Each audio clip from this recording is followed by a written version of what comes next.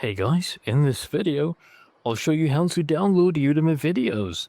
So first, launch this Udemy app on your phone, on your Android or your iOS, because most of these courses, actually if you go and try downloading them on your PC, usually they're not available for download.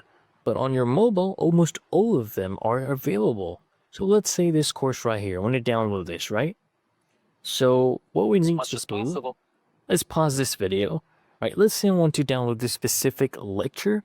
I can click on this download icon right here. If I want to download the whole course, I can click on this and it would download the entire course.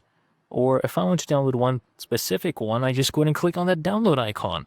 As you can see, it has been added to the download queue and it is currently starting to download.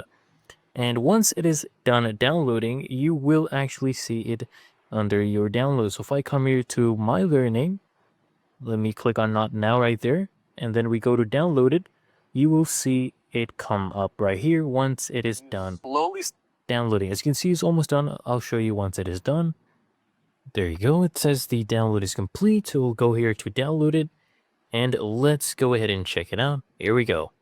One lecture has been downloaded, and it's really that easy and simple.